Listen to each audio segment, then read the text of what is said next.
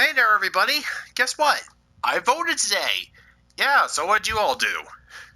Alright, well, aside from that little tidbit there, alright. I've gone over the first three episodes of the new writer series, Kamen Rider Saber, and also the latest episode of Kirameger, so alright, let's go for a brief summary of my thoughts on Kamen Rider Saber, and then I'll discuss the new episode of Kirameger. Alright, so, starting off with my initial impressions here, I'm a little bit worried. Alright, yeah, setup here. Basically, we are ourselves another purely magic-based writer this time. Yeah, he's a novelist slash book owner slash kids entertainer slash, well, kind of goofball named, let's see, what was it again?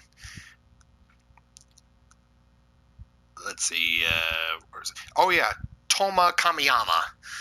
Yeah, let's see. Basically, there's these. Alright, the two factions this time. First off, the heroic side called the Sword of Logos, whose power, who gets their power based off of, well, who are a group of magic-based swordsmen who are charged with protecting a artifact called the Book of Ancients, which, like that one episode of Jackie Chan Adventures, is basically where all of human knowledge is magically recorded. Basically, all of its myths, creatures, stories, science, technology, and yeah, basically everything that's known to man is contained in this book.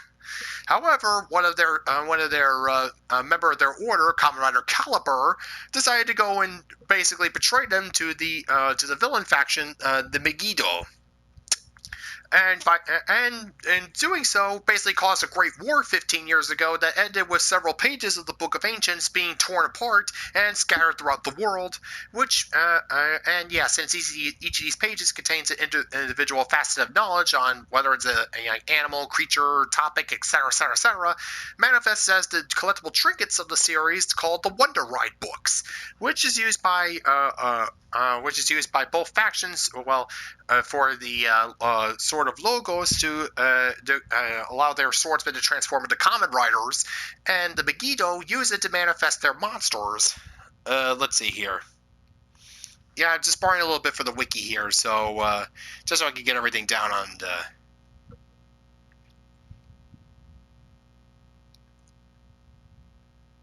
let's see, a type of monster created by Majin via the Alter Ride books. Hold on a second here.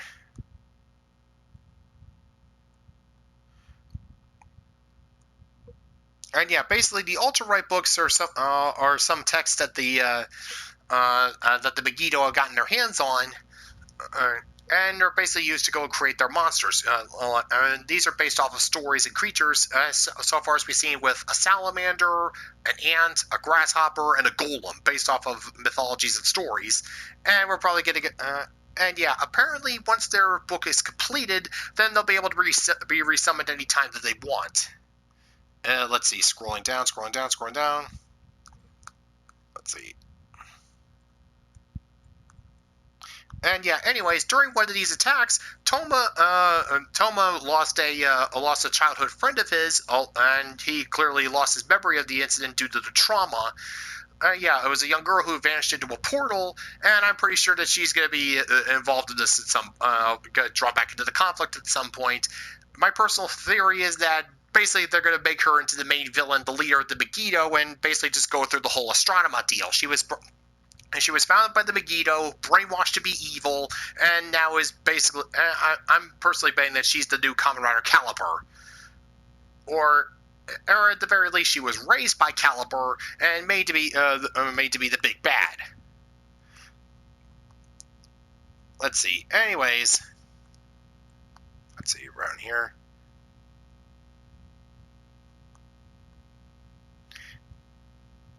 Twisted version. Yeah, the Ultra Right books are twisted versions of the Wonder Right books created by the Megiddo generals.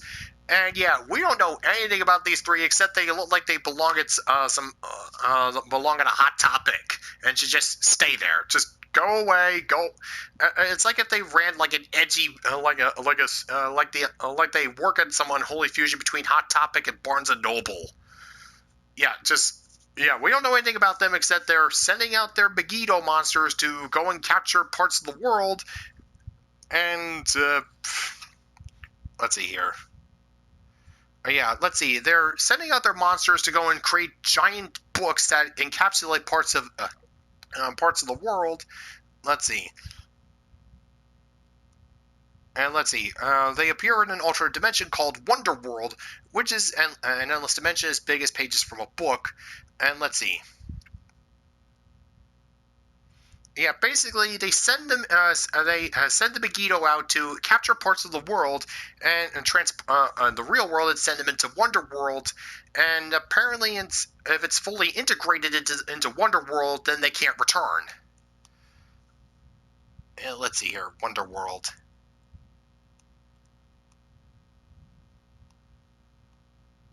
Yeah, basically, kind of functions like a dimensional barrier, like in Mega Man NT Warrior. Yeah, like when the whole Dark Droid the Dark Lloyd showed up, they created a dimensional field generator and encapsulates parts of a city, so that the Dark Lloyd net navis can materialize.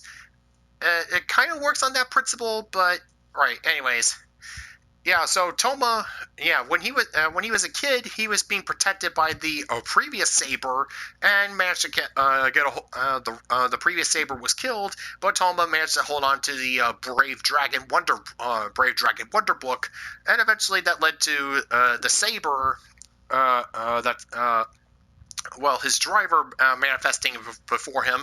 So he slaps it on there, pulls it out, and bam, he's now the new Saber, and he's just going along with this, making sure that the Megiddo don't cause any more harm, basically. And yeah, he obviously knows a bit what's going on. And yeah, creates some new mysteries as to why the driver chose him, how is he able to use the Wonder Right books, and what's the connection between him and the mysterious girl that vanished. And yeah, let's see, we got our secondary writer just like right out of the gate. Let's see. First off is the Blue Rider, Rintaro Shindo, also known as Kamen Rider Blades.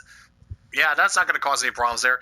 And yeah, basically bucking the trend from previous secondary writers so far, he doesn't start off as a completely antagonistic douche, and actually is willing to work with Toma and teach him about the finer points of the Sword of Logos. Brought him over to their headquarters at the North Pole, introduced him to their boss Sophia, etc. Explain how the Wonder Right books work, the Book of Ancients, and all that jazz.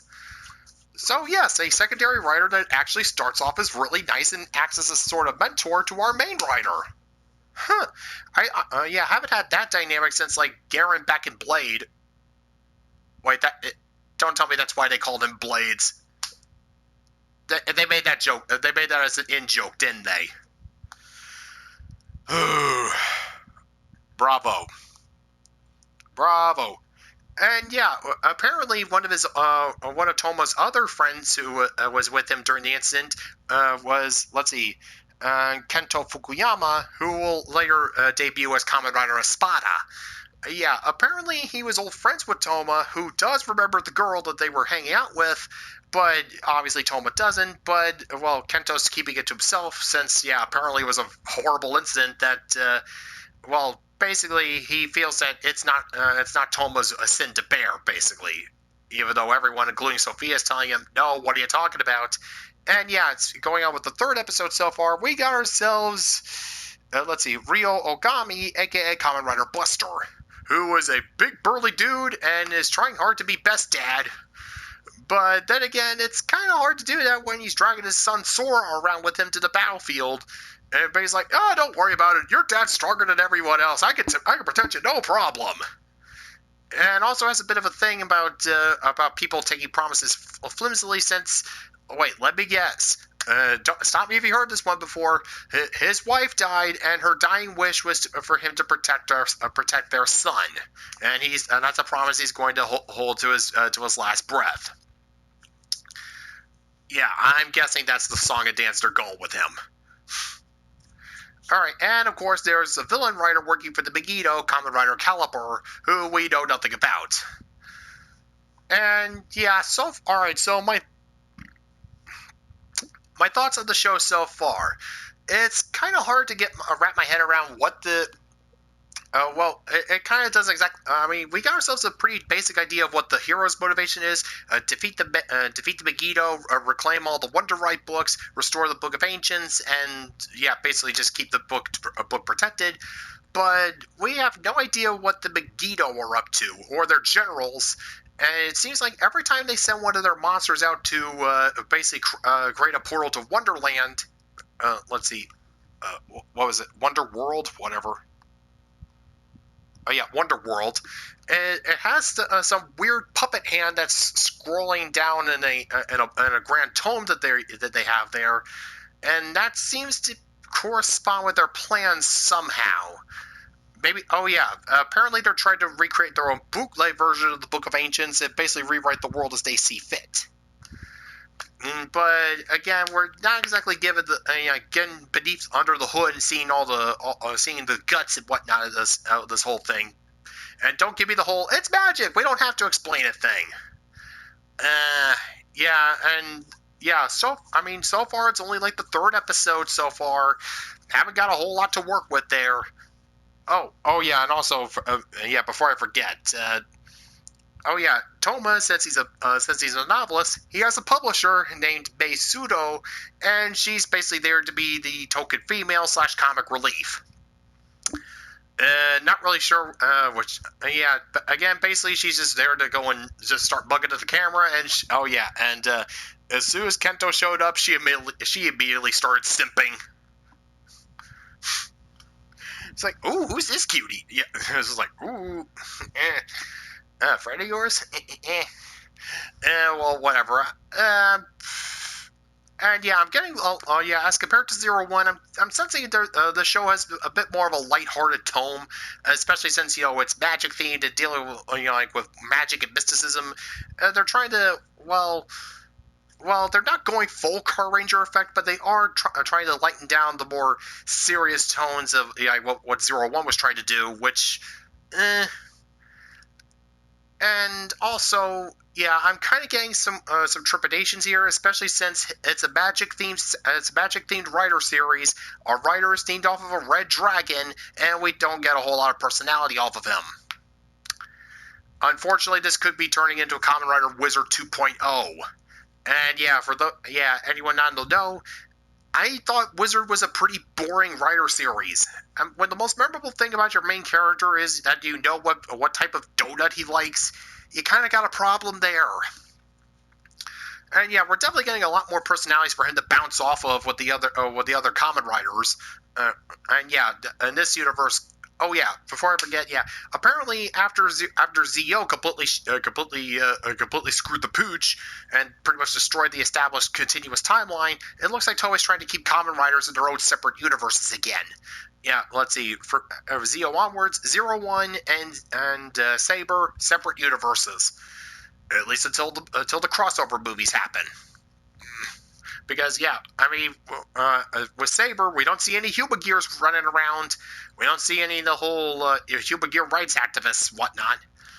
And just, yeah, separate universes. I mean, yeah, Kamen Rider here are basically the term that they give to Knights of the Swords of Logos who protect the Book of Ancients. Basically, just a high... It's basically what happens if you mix Super Sentai with Garo and just, bam. It's kind of somewhere in the ballpark around there, or at least it's just what I'm getting off of it. I mean, yeah, a lighthearted series isn't bad by default. It's just it could easily slide into oh god why territory if the writers aren't being careful. Whether it's just being really if they're not raising the stakes enough, then it's just on cruise control. It's boring. But if they don't take the stakes seriously enough, then it just turns into a farce. Yeah, with a lighthearted Kamen Rider series, you gotta work a fine balance. It like with everything, it's a fine balance between overly serious and overly farcical. Just, I mean, you get where I'm coming from here. I mean, it's hard to judge by the first 3 episodes, but I mean, it seems to be that they are on at least a consistent track to being a more lighthearted series. Which, again, as long as they can keep the stakes rising gradually while still keeping a lighthearted tone, yeah, hey, I mean, it could work. It's a sword and sorcery adventure. It's fantasy. I mean, hey, it could work. And yeah, anyways, let's talk about Saber himself and the driver. Like most people, I am not a big fan of the let's see, what is their drivers called here?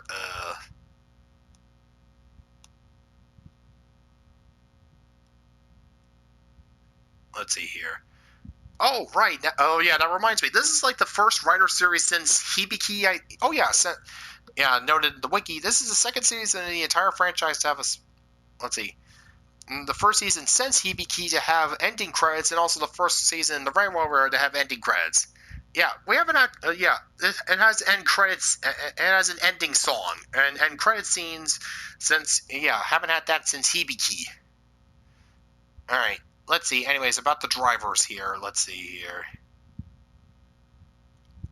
Oh yeah, the sword drivers. Yeah, specifically the second sword driver. I'm not a fan of it. I mean, I get where they're going with it. It's supposed to be designed like a sword scabbard, but with sword sheaths, you're supposed to keep them holstered at your side so you can draw the sword. You don't slap them on in front of you like a belt, unless you're like I don't know, like keep it a dagger or something like that. But even then, it's probably better to keep them holstered in the back so as to conceal it from your enemy. But yeah, swordsman pulling their sword from their scabbard. It would work better if it was on the side, but again, tradition design dictates that it has to be sequestered right there as the belt buckle. Pull it out, and yeah, no, it just does not work. It makes anyone who knows anything about swordsmanship just slap your head. And yeah, the belt itself isn't even what transforms you. It's the sword that you pull out is where these riders get their power from. Although one little thing I do find interesting is that aside from just the sword, you need to go and insert a wonder book, and the one that mainly corresponds to you into the driver to transform.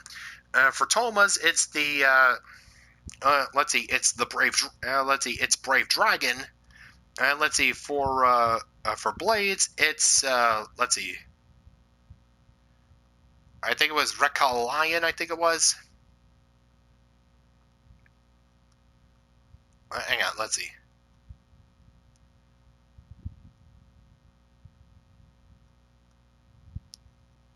Hold on, let's see here.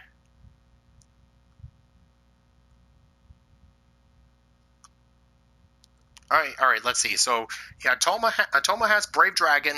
Let's see. Rintaro has.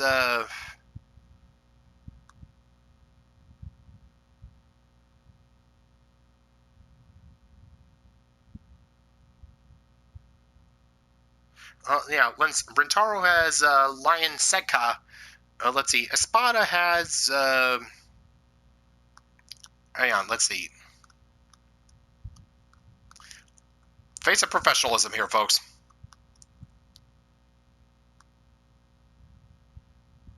Here we are. Oh yeah, and before I forget, the three types of Wonder Right books that our writers are currently using are split up into three categories. All right, imagine that the driver is here. First, there's three slots, kind of like O's. The first slot here is for the Book of God Beasts, which are books about mythological creatures. It's placed in the left hand into the right hand slot. Book of Animals is placed in the middle, and Book of Stories, which are books about heroic adventure stories, like myths, legends, and whatnot. And it's placed on the left hand side of the driver. And it doesn't have to be filled. All three slots don't have to be filled to transform. You just need to have the core one that you're. That comes with your driver. Let's see All right, let's see here. Brave Dragon. Oh boy. Oh yeah, Lion Senki. And and interesting thing about our newest writer, Kamen Rider Buster, he doesn't have a driver to transform. He actually uses his own gigantic Buster sword to transform by inserting his Genbu Wonder Right book inside and just flipping it open from there. I think this is like the first time we've seen a Kamen Rider transform without actually having a belt. if I'm remembering right. Let me think here. Oh, wait, no, wait, never mind. Yeah, Hibiki. Yeah, all the riders in Hibiki didn't use belts to transform. They just used their, their various instruments to transform. Oh, no, wait, the tuning forks, yes. They used their tuning forks to transform into, into Oni. Yeah, let's see. And then there was the Bee, who had that, the Bee Zector. And let's see here. Deno, Kiva, let's see here. Decade, Double, O's, Forza, Wizard. Yeah, no, I think let's see, Gaim, Drive, Ghost. Ever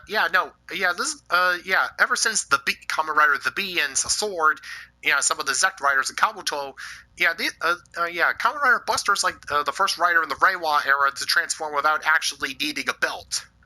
And yeah, that's cool. And alright, so what else? Oh yes, they've actually moved on to they're using the Unreal Engine 3 in this series. Basically, since seems like Toei finally knows that Kamen Riders traditionally use their motorcycles for combat, but since Japan's laws basically means they can't use motorcycle shots, they decided to get around that by basically having them rendered in the Unreal Engine and using that to pull off more intricate and fantastical fight sequences on the bikes. Okay, nice little workaround. And again, part of the Reiwa era is that basically they're experimenting with like different things to use for Kamen Rider. Let's see, what was 01 experimenting with? Experimenting with the whole making drivers to focus instead of the collectible gimmicks. And let's see.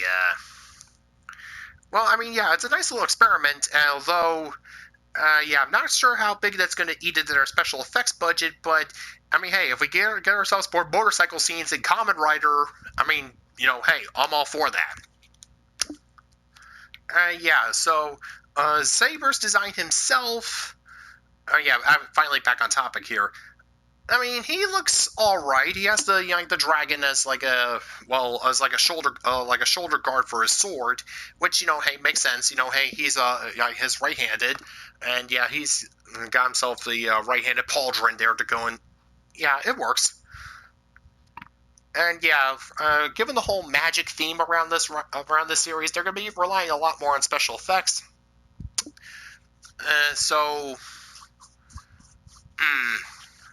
It might not get a whole lot of. It's not going to be relying mostly on martial arts. It's mostly just focusing on swordplay.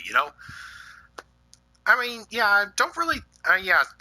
Not since like a main series let's see, the main leading Kamen Rider relying on a sword. It's not an uncommon weapon in Kamen Rider. It's just been a while since mostly. Oh yeah, no. It's infrequently used for main riders as far as I remember. So, hey, nice to see it back. And again, with a magic and more lighthearted tone, it just needs to be careful so that we don't have another Wizard 2.0. Alright, so my thoughts on Saber so far. It's alright. Just it's not repulsing me. It's not just outright annoying me or anything like that. I mean, hell, I like the characters. Except, again, the villains are just kind of just big old piles of mascara and bleh. It just needs to be careful. It just needs to pick itself up. And, I'm still giving it the 5-episode limit, and, I'm not hating what I'm seeing. Alright, moving on to Kirameger, episode 24, I think it was. Let's see. Let me just try and remember it off the top of my head. Yes. Hold on.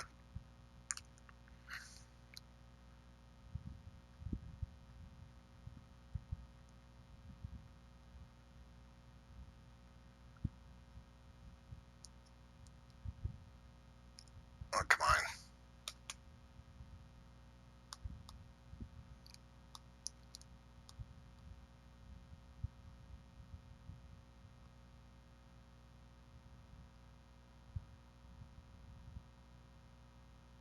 Oh yeah, Sayo. Yeah. Well, yeah. The main plot this time is of Sayo trying to help out a patient of hers who is basically full of the whole full of self doubt because well he thinks his guitar playing is stupid and that nobody wants to hear it. So, kid, if you think that nobody wants to hear it, why are you continuing to practice your guitar?